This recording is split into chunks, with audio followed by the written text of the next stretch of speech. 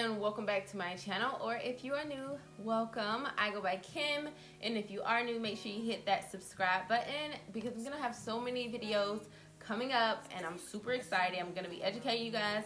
Make sure you're writing this stuff down, retaining this stuff. I'm not just saying it just to be talking. So this video is going to be about moisturizing your natural hair. I have 10 tips here that I want to share with you guys because it's things that I've learned and have worked for me.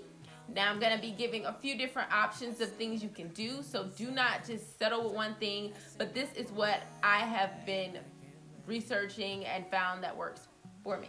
The number one tip I want to talk about is moisturizing and sealing your hair. To moisturize your hair, you're going to need a water-based product or water. Water is the number one element. It is the only element for moisturizing. If the product does not have water in it, it is not moisturizing to your hair. So when you are trying to moisturize your hair, you have to moisturize your hair and also seal in the moisture. So you go in with a water-based product or water or anything like water-based, and then you add a cream or an oil or anything you think is a really good sealant, and you add that on to seal in the moisture that you've just put into your hair. So with that being said, that brings me to my tip number 2, which is to add water to your hair.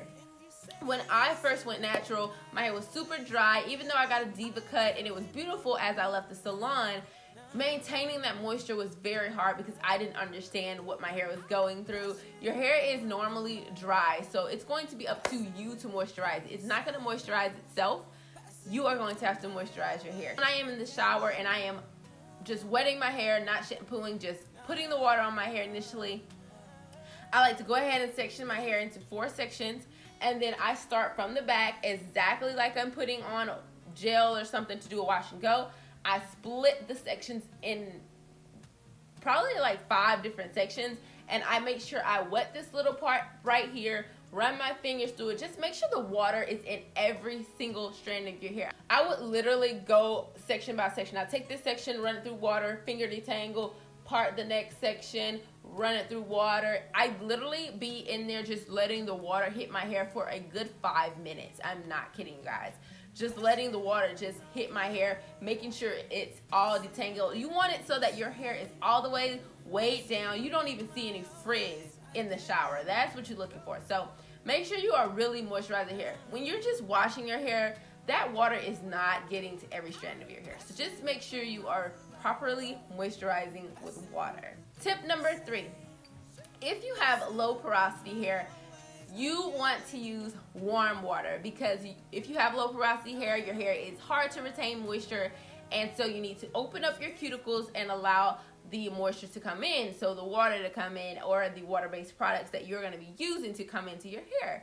Things that are warm open to cuticles, and things that are cold is going to close the cuticles. So if you have high porosity hair, that just means moisture can come and escape your hair at any time. You really need to do a cold shock and rinse your hair with cold water after you have moisturized, just to make sure all of the moisture is in. But for low porosity, using warm water, deep conditioning with warm heat. Like, heat is going to be your best friend, and then you just want to seal all of your moisture in with an oil. Something that I kind of have found out on my own, and I personally think has really changed my entire wash day and my entire hair life. I switched out my leave-in conditioners for hair milks.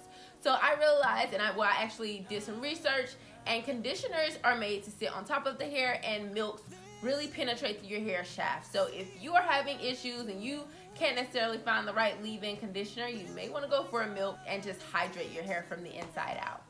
It worked for me and I absolutely love it. The next thing that I want to talk about is deep conditioning. It is so important to deep condition. I cannot stress that enough.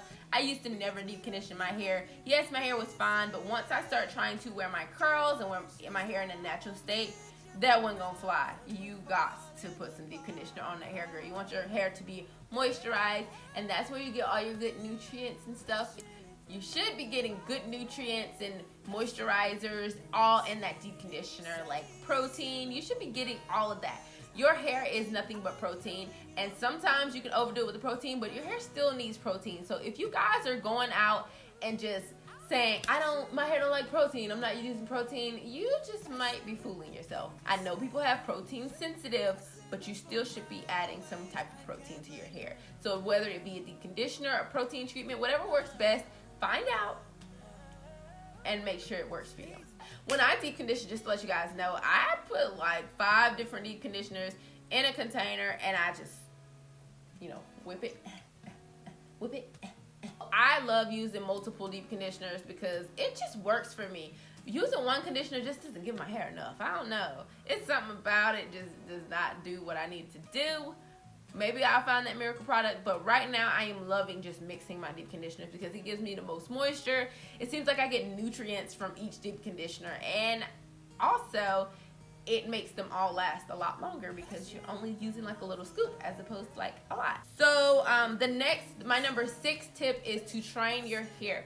Just like heat training your hair, you can moisture train your hair. You can get into the habit of doing these things and your hair will start rewarding you, I promise. Listen to your hair, train your hair, moisturize your hair. Like, definitely, once you get a routine going, your hair is gonna know when you're gonna moisturize it again, when you're gonna do, like, it will just reward you. Number 7 is alternating your oils. So there are so many different types of oils out there. There's Jamaican black castor oil, jojoba oil, olive oil. There's so many oils. I'm not gonna go down the line. Grapeseed oil. If you're using this super heavy oil and it's not working for you, switch your oils. Do not just use one type of oil just because so and so keeps saying in her video. Boo, that oil might not work for you. And so my number 8 tip is to use a t-shirt to dry your hair. Okay, a lot of y'all, I still see y'all out here using towels and you wondering why your hair dry.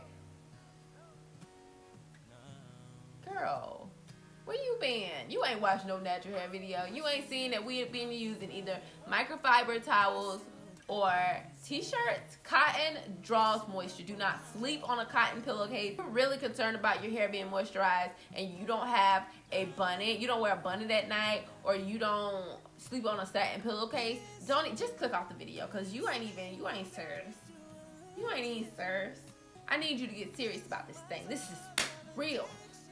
Every time you about to go to sleep, I need y'all to hear me in your face like you best to put that bonnet on. I want y'all to see this face saying, you best to put that bonnet on. Okay. Number 9. Okay, so tip number 9 is to avoid all sulfates. Sulfates just coat your hair. They do not moisturize your hair. They sit on top of your hair. Anything that has a sulfate in it, that's gonna sit on top of your hair. If you wanna have sulfates in your shampoo, that is fine. It rinses off. But something you're gonna keep in your hair, you don't want that to be your moisturizer. You don't want that to just stay on your hair because it's gonna just sit on top. So my number 10 tip is to clean your hair. Wash your scalp and your hair. All the dirt and dust and stuff around, everything is just drying your hair out. The sun dries your hair out. The air dries your hair out. You have to clean your hair. Just clean all that stuff off. But you just want to make sure that you're cleaning your hair so that you can go ahead and moisturize your hair again and then seal that moisture in and then do your hairstyle. So that's pretty much it. I know you guys really wanted this video. I had so many people requesting this video.